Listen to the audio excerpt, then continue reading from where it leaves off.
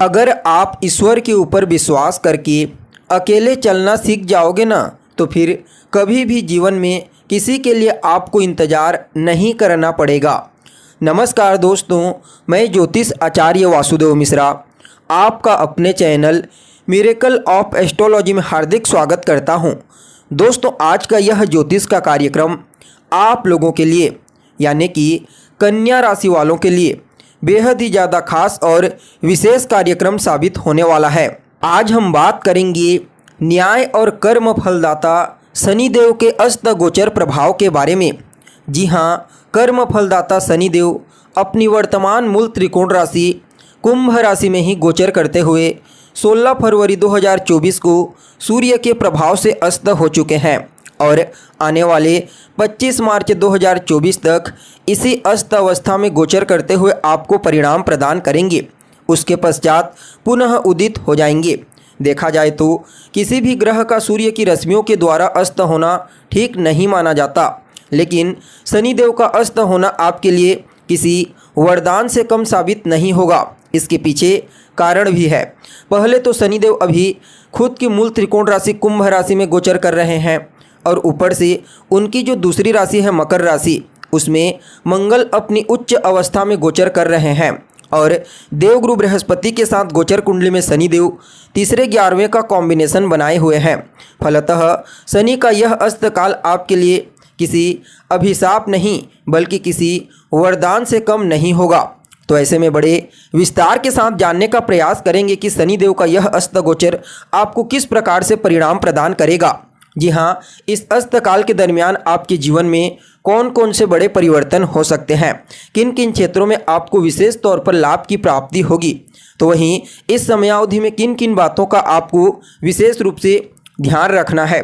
साथ ही साथ शनिदेव के इस गोचर प्रभाव को और ज़्यादा बेहतर और सकारात्मक परिणाम देने वाला बनाने के लिए कौन सा उपाय आपको करना चाहिए, इन तमाम प्रकार के प्रश्नों के उत्तर आज के इस ज्योतिष के कार्यक्रम में आपको बताएंगे।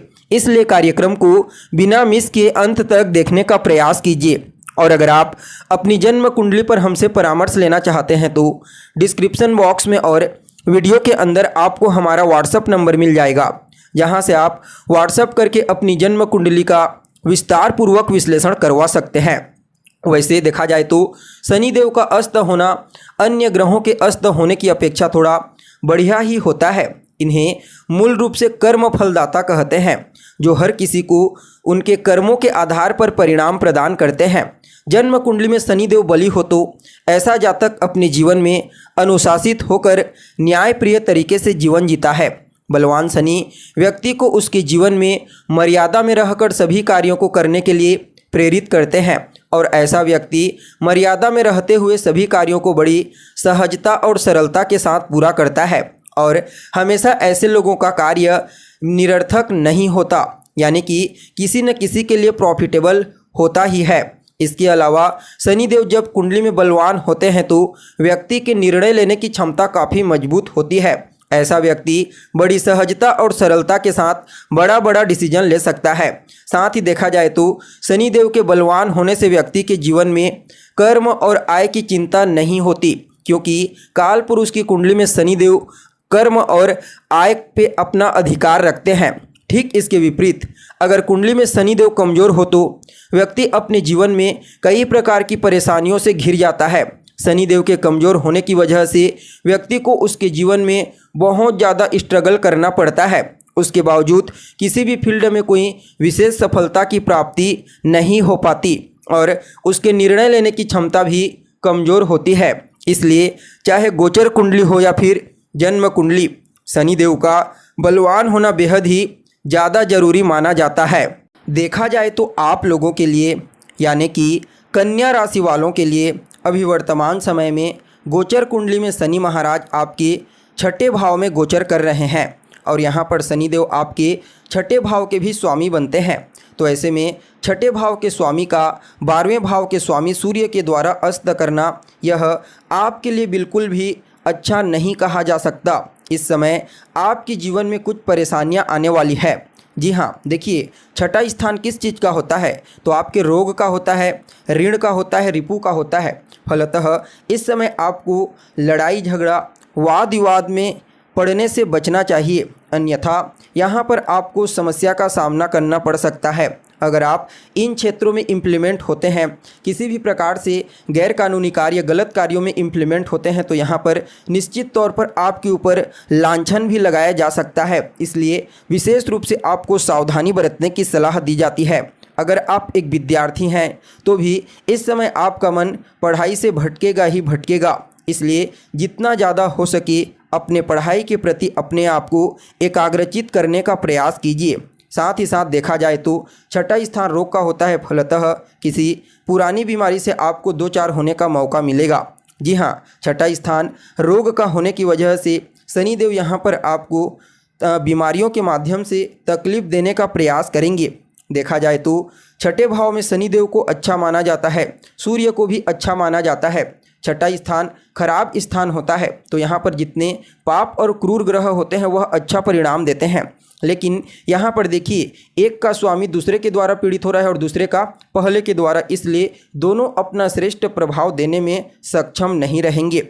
यानी कि कहा जा सकता है कि यह जो गोचर होने वाला है, सूर्य और शनि की युति का गोचर, आपके जीवन में कुछ तकलीफें लाने वाला साबित होगा। इस समय आपके ऊपर वर्कलोड बढ़ने की प्रबल संभावना है, साथ ही साथ कर्ज भी बढ़ेंगे। अगर भविष्य में आप कर्ज लेना चाहते हैं तो आप ले सकते हैं, लेकिन अभी ना लीजिए तो ही बेहतर रहेगा। बाद में अगर आप कर्ज लेकर के काम करते हैं तो उसमें अवश्य ही आपको ग्रोथ देखने को मिलेगी।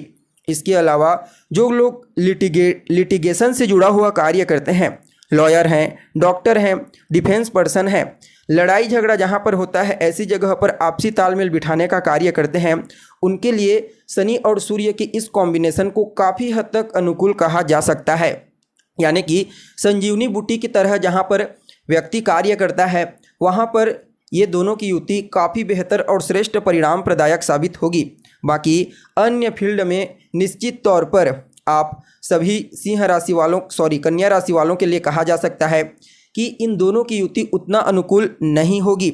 इस समयावधि में आपको किसी भी प्रकार से षड्यंत्र से बचने का प्रयास करना चाहिए। बाकी आपकी स्वयं की कुंडली में अगर सूर्य और शनि की स्थिति बढ़िया है, वर्तमान समय में किसी अच्छे ग्रह की दशा चल रही है, अच्छे ग्रह की अंतर्दशा चल रही है, और जिस ग्रह की दशा अंतर्दशा चल रही है वह शुभ अवस्था में डिग्री वाइज बलवान है, तो निश्चित तौर पर आपके लिए इस युति को उतना नुकसानदायक तो नहीं कहा जा सकता। लेकिन अगर ऐसा नहीं है तो फिर कुछ समस्याओं से दो चार तो आपको होना ही पड़ेगा। बाकी कुल मिलाकर के देखा जाए तो आप कन्या राशि वालों के लिए सूर्य और शनि का छठे भाव में युति बनाना उतना अनुकूल नहीं रहेगा। पंचम भाव के भी स्वामी बनते हैं, तो ऐसे में संतान को लेकर के चिंता, प्रेम संबंधों में तनाव उत्पन्न होना और कहीं ना कहीं इस समयावधि में संतान कंसीव करने में भी प्रॉब्लम क्रिएट हो सकती है। इस समस्या को दूर करने के लिए, इस गोचर प्रभाव को बेहतर बनाने के लिए हनुमान जी की शरण में चले जाइए। जी हाँ, विशेष रूप से मंगलवार के दिन हनुमान जी के मंदिर में जाकर के उनका दर्शन कीजिए। वहीं पर बैठ करके हनुमान चालीसा या फिर हनुमान जी के बीज मंत्र का जाप करें। साथ ही साथ रोजाना दशरथ कृत शनि स्तोत्र का पाठ कीजिए। इससे आपको काफ़ी हद तक लाभ मिलेगा। तो दोस्तों, हमें उम्मीद है जानकारी आपको पसंद आई होगी। फिर मिलते हैं एक नए और ताज़ा एपिसोड में। तब तक के लिए आप हमें इजाज़त दीजिए। नमस्कार।